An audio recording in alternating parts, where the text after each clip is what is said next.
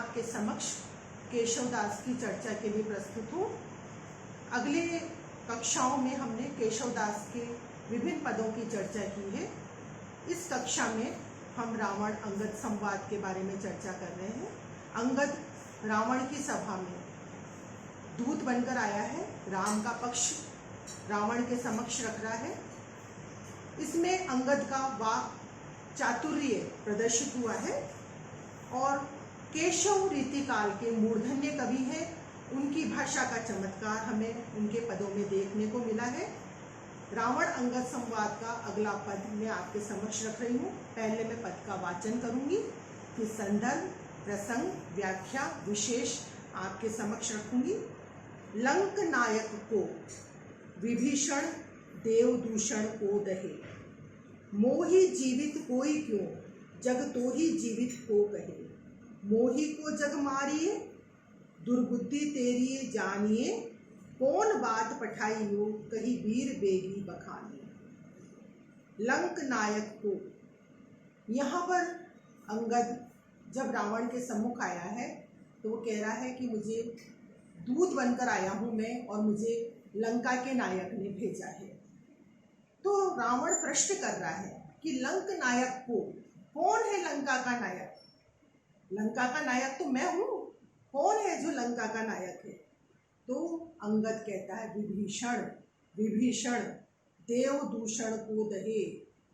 वो लंका का नायक इसलिए है क्योंकि वो देवताओं का जो दूषण है, देवताओं का जो शत्रु है, उसको जलाने वाला विभीषण लंका का नायक है। अर्थात रावण को जलाने वाला विभीषण लंका का नायक है। यहाँ पर अंगद अपना पक्ष रावण के सम्मुख रख रहा है। तब रावण पुनः प्रश्न करता है, मोही जीवित हुई क्यों?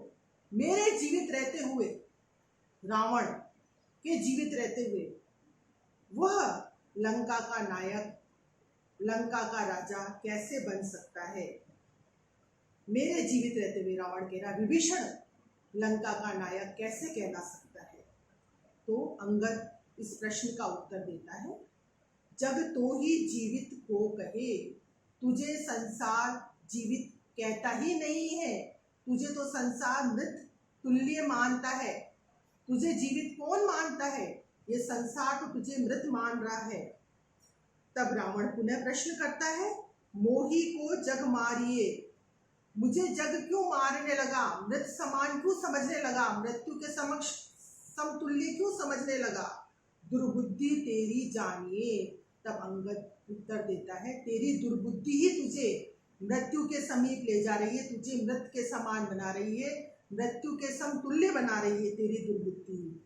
कौन बात पठाई हो कहीं वीर बेगी बखानी।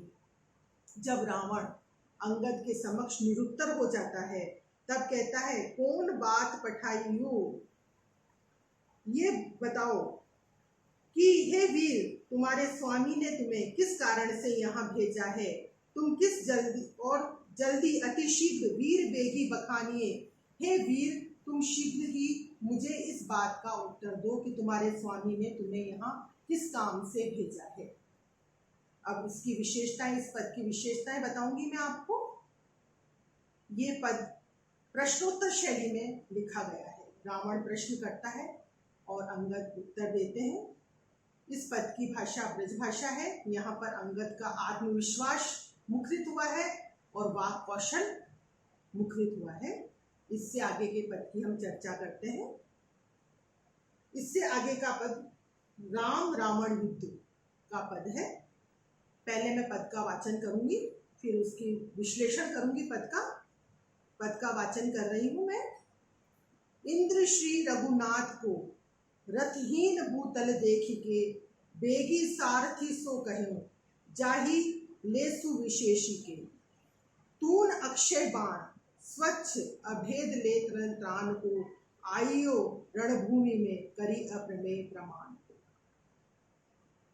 संदर्भ, ये पद राम रावण युद्ध से, इस पद में राम रावण युद्ध का वर्णन है।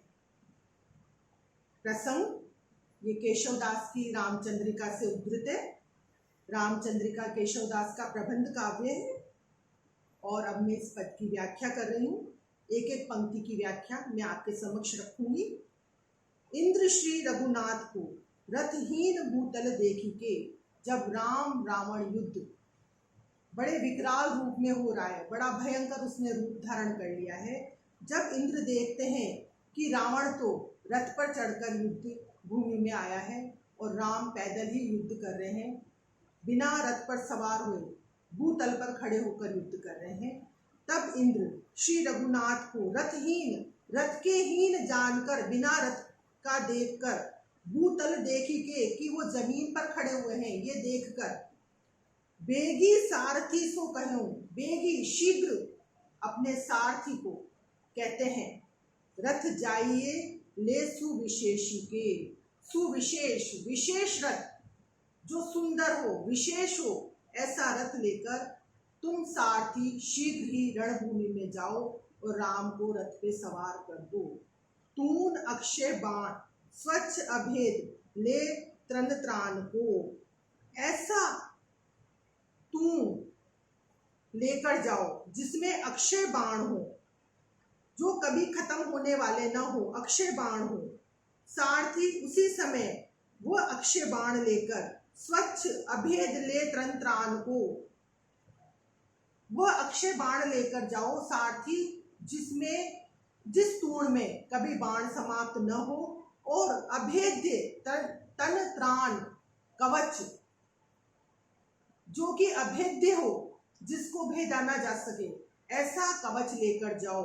आयु रणभूमि में करी अप्रमेय प्रमाण को, ऐसे कवच और ऐसे तूण, ऐसे बाणों को लेकर सारथी वहां युद्ध भूमि में आता है और राम की सहायता के लिए प्रस्तुत हो जाता है। बड़े परिमाण में लेकर, बड़ी संख्या में ऐसे बाण, ऐसे कवच लेकर राम के समक्ष प्रस्तुत होता है। इस पद की विशेषताएं मैं आपके समक्ष रख रही हूँ। इस पद में कवि केशवदास ने देवराज इंद्र द्वारा रण क्षेत्र में राम को दी गई सहायता का वर्णन किया गया है। केशव की भाषा ब्रज भाषा है और अभिधा शक्ति है इस पद में, और चंचल छंद है। इससे आगे का पद मैं आपके समक्ष रख रही हूँ। कोटि भोतिन पोन ते, मन में महालघुता लसे, बैठी के ध्वज अग्रश्री हनुमंत अतंक जो हसे।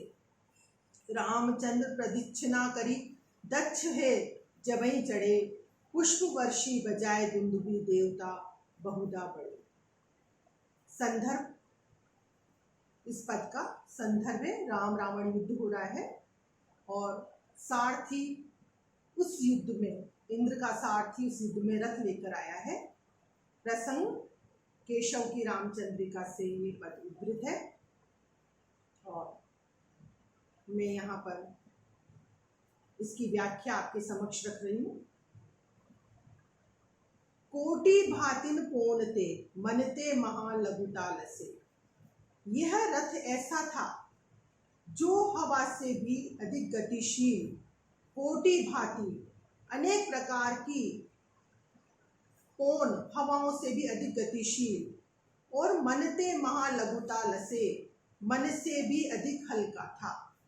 ऐसा रथ लेकर सारथी युद्ध भूमि में आया है।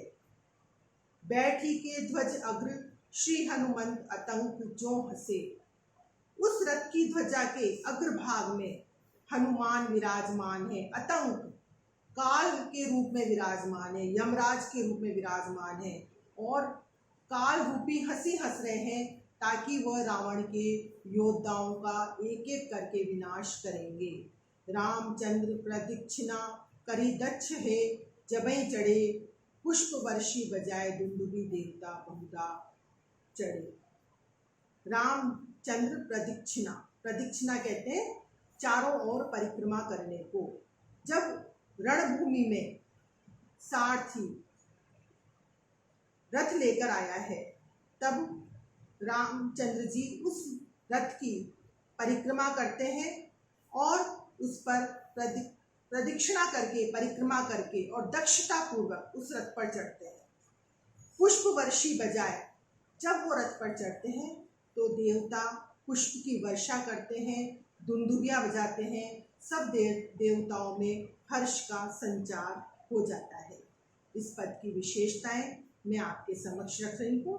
इस पद में इंद्र द्वारा राम की सहायता हेतु भेजे गए रथ के विषय में उल्लेख है। इस पद की भाषा ब्रजभाषा है। भाषा में अभिता शक्ति विद्यमान है।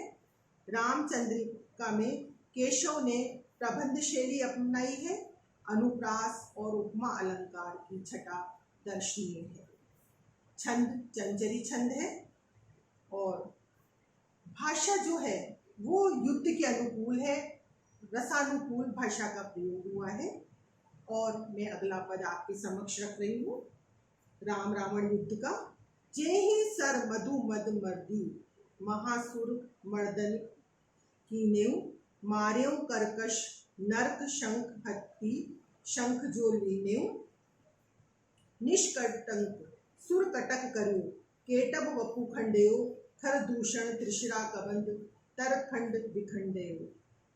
कुंभकर्ण जेहि सहर्यो, पल न प्रतिज्ञा ते डरो, ते ही बाण प्राण दश कंठ से, कंठ दसों खंडित करो। अब ये रावण युद्ध का वर्णन है। यहाँ पर रावण वध की प्रतिज्ञा कर रहे हैं और अपनी प्रतिज्ञा को दोहरा रहे हैं कि मैंने जिस तरीके से अनेकों राक्षसों का संहार किया है, मैं प्रतिज्ञा करता हूँ कि उसी तरीके से मैं रावण का भी संहार करूंगा। पद का वाचन करके एक एक पंक्ति का अर्थ मैं आपके समक्ष रख रही हूँ। जेहि सर मधु मद मर्दी, महासुर मर्दन कीन्यो, जैसे मैंने मधु नामक राक्षस का सर काटा जो कि महा असुर था। असुरों में भी सबसे बड़ा असुर था, महासुर बड़ा असुर था। उसका मर्दन किया मैंने, मारा उसको। किसको? मधु नामक राक्षस को। उसके मद का मर्दन किया, उसके अभिमान को रोंद डाला। मार्यो कर्कश नर्क, और मैंने कर्कासुर का वध किया और नरकासुर को मारा। और शंख जो लीनेव, शंख हति, शंख जो लीनेव, मार्यो कर्कश नर्क, कर्कासुर नरकासुर को मारा और शंखासुर से शंख छीन लिया। उसका शंख जो उसका बल था, उसके लिए वो मैंने शंख उससे छीन लिया।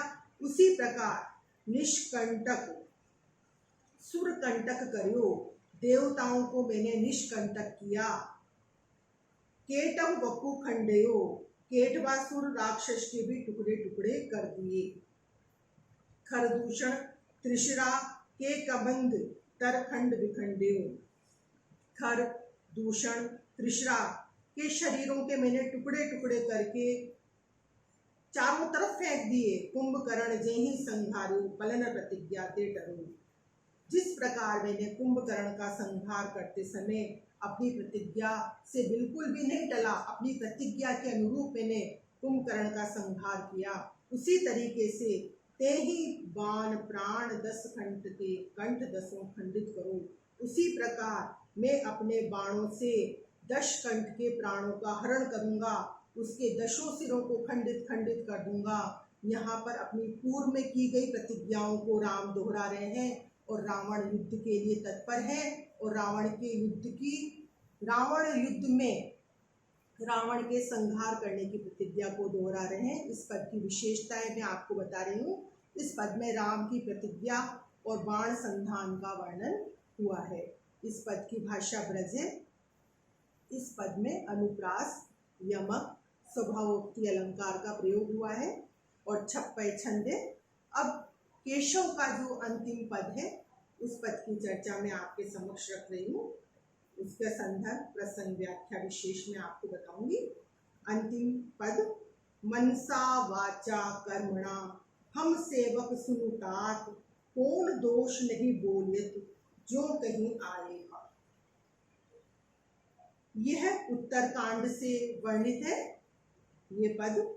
इसमें सीता के त्याग का वर्णन हुआ है। विवेच्य अवतरण में सीता के त्याग का वर्णन है और लक्ष्मण यहाँ पर अपने भाई राम को समझा रहे हैं, अपनी बात राम के समक्ष रख रहे हैं। मनसा वाचा कर्मणा हम सेवक सुनु तात, हे तात सुनिए, हम मन से, वचन से, कर्म से आपके सेवक हैं। मनसा वाचा कर्म, हम तीनों प्रकार से आपके सेवक हैं। हे तात, आप हमारी बात सुनिए।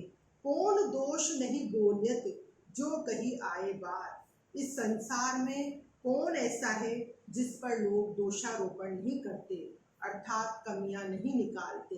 लक्ष्मण के कहने का भाव ये है कि लोगों की बातों में आकर सीता का निष्कासन करना उचित नहीं है। वो अपने पक्ष को राम के समक्ष रख रहे हैं, अपनी बात को राम के समक्ष रख रहे हैं। इस पद की विशेषताएं मैं आपके समक्ष रख रही हूँ। लक्ष्मण के इस कथन में व्यवहारिकता की झलक मिलती है। इस पद की भाषा ब्रज है और संस्कृत निष्ठ तत्सम शब्दावली का सुंदर प्रयोग हुआ है। धन्यवाद।